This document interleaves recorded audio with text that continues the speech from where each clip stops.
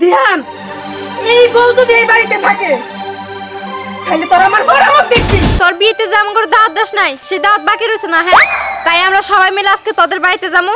যাইয়া বাড়ি সব মরছে নাকি? কই সে অহংকারী বৌমা কই, যে আমার বোনেরা কষ্ট দেয়? কার এত বড় সাহস? আমার কি কোনো কিছু কম আছে? আমার যা আছে সব তো আমার নাতনিরই।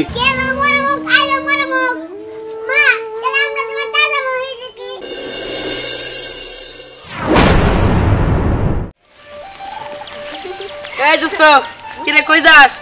যাইতাছি তো বাজারে। কে দোস্ত, আমরা তোর বাড়ির দিকে যাইতাছি। বাড়ি দিয়ে গেতেছস কে? কি মনে করে? কই কি মনে করে? তোর বিয়েতে যে আমার দাওয়াত দাস নাই, সে দাওয়াত বাকি রয়েছে না? হ্যাঁ, তাই আমরা সবাই মিলে আজকে তোদের বাড়িতে যাবো। যাইয়া ইচ্ছা মতো মজা করবো আর বেশি বেশি খামো। হ্যাঁ, ও তো ঠিকই কইছে। দোস্ত চল, তোকে বাসায় চল, সমস্যা নাই। যা আছে তাই দেখাম, দরকার হলে ইচ্ছা শুট কি এগুলো দেখামু, তাও সমস্যা নাই, তোকে বাসায় খামু। না মানে আসলে কইতেছিলাম কি, আমরা তো প্রস্তুতি। এই দোস্ত, না না দরকার বলে পিয়াজ কাঁচামরিচ দিয়ে পান্তা ভাত দইলা খাইম, তাও যাবো।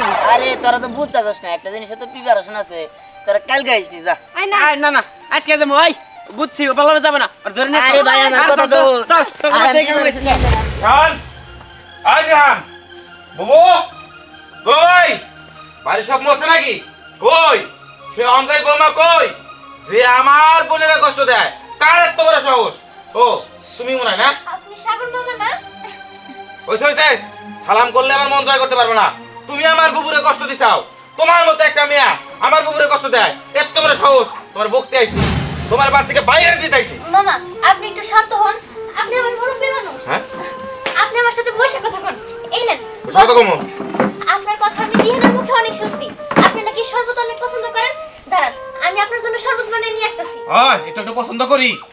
আর আপনি আমার মুরব্বী মানুষ, আপনি মারবেন বকবেন, এটা আপনি করতেই পারেন। দাঁড়ান। কি ব্যাপার, এত বকি রাগ করে না কেন? বুঝলাম না। শরবত দিয়েছি, শরবত আমার দিয়ে পছন্দ। এই যে মামা নেন শরবত। হ্যাঁ,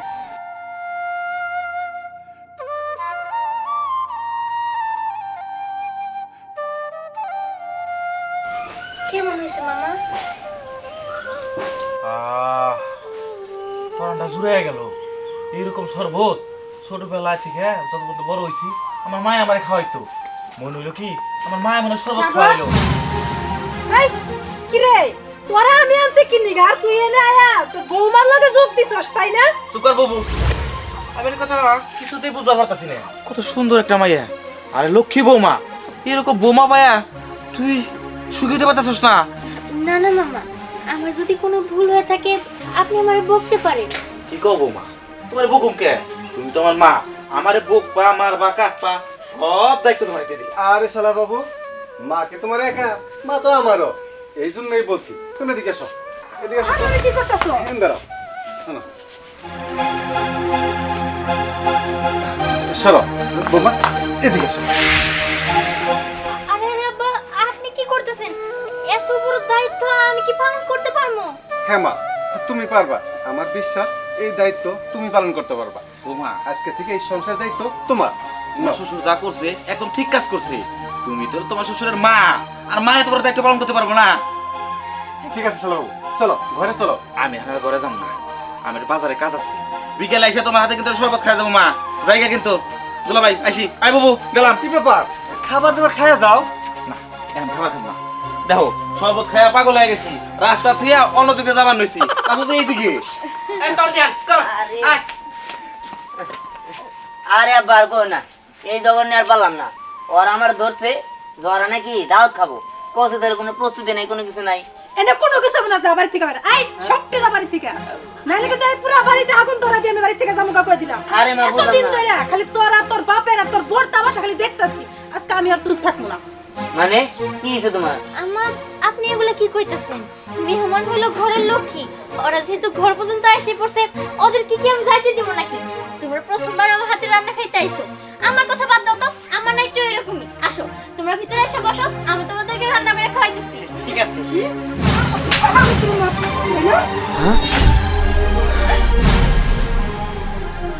এতগুলা মানুষের সামনে আমার অপমান, তাই না?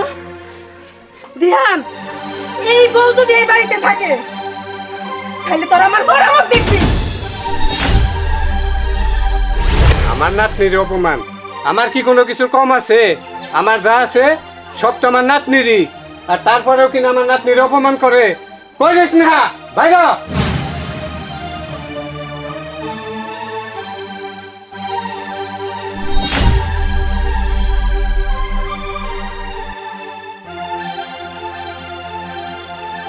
এখন দেখোস কি? চল।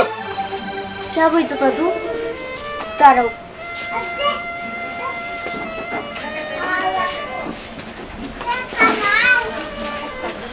আব্বা, এই কয়েকটা দিন আপনাদের সাথে থাইকা সত্যি সত্যি আমি আপনাদের সবাইরে ভালোবেসে ফেলছি।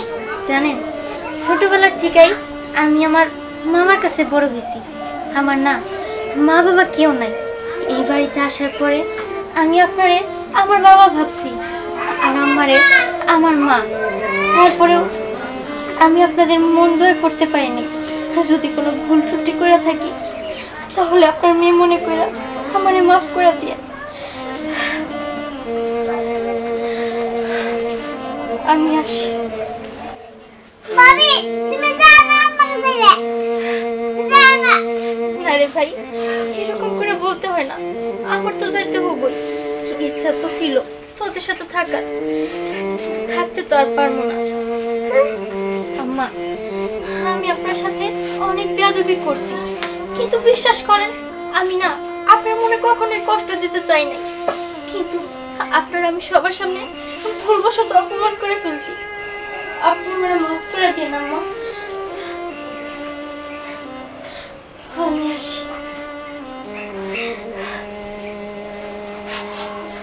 মামা তুমি ভালো থেকো।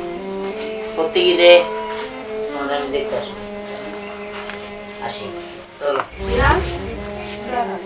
তুই কইছা তুই তো আমার ছেলে, তুই এই বাড়ি ছেড়ে কোথাও যাইতে পারিস না। মা, আমি তোমার ছেলে ঠিক আছে।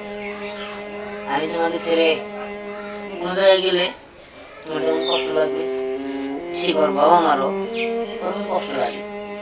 আর তাছাড়া তোমার একটা জিনিস মাথায় রাখতে হবে, আমারে শুধুমাত্র কয়েকটা মাস ভালো হয়ে যায়, ও আমার জন্য আইসা বলছে।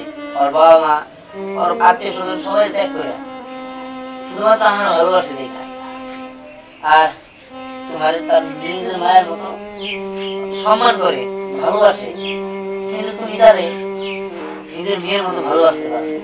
যে ছেলেরে তুমি 10 মাস 10 দিন গর্ভে ধারণ করছো, তার নিয়ে এত কষ্ট করছো, সেই ছেলেরে একটা মেয়ে দেখা রাখতেছে, ভালোবাসতেছে, এটা তো তোমার খুশি হওয়ার কথা, এটা তুমি হিংসা করতেছো। যাই হোক মা, তোমার বোঝানোর মতো ক্ষমতা আমার নাই।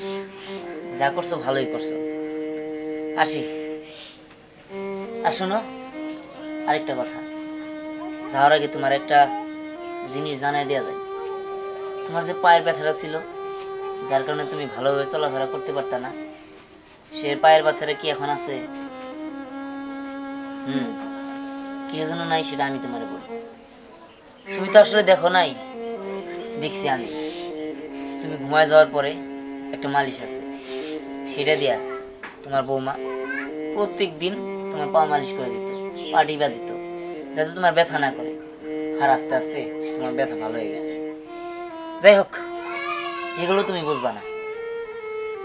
থাকো মা, তোমাদের আমি দেখতে আসবো না। চলো। না দাঁড়া বৌমা, তুমি আমার জন্য এত কিছু করছো, আমি তোমারে কোনোদিন আমার মেয়ে ভাবতে পারি না, সবসময় বউই ভাবছি। আসলে কি জানো বৌমা, আমি ভাবতাম তুমি মনে হয় আমার কাছ থেকে আমার ছেলেরে কায়রা নিতেছো। না, আমার এই বাবাটা বলছিল, আসলে প্রত্যেকটা শাশুড়ির বোঝা উচিত যে ছেলে মেয়ে বড় হইলে তাদেরকে তাদের মতো চলতে দেওয়া উচিত। মায়ের ভালোবাসা মায়ের কাছে, আর বউয়ের ভালোবাসা বউয়ের কাছে। আমরা ভুলে যাই যে এক সময় আমরাও বউ হয়ে বাড়িতে আসি, তারপরে আমরা শাশুড়ি হই। আমরা এগুলো মনে রাখতে পারি না রে মা। কিন্তু মা, আমরা তো থাকতে পারবো না, কারণ তুমি জানো তোমার আমি ভালোবাসি, আর তোমার বৌমা তোমার অনেক ভালোবাসি। তুমি আমাদের পছন্দ দিয়ে ভালোইছো। এই বাড়িতে থাকলে তোমার তোমার মরা মুখ দেখি। না, তোরা যদি যাস তাও আমার মরামত দেখবি। কেলো মরমুখ আইলো মরমুখ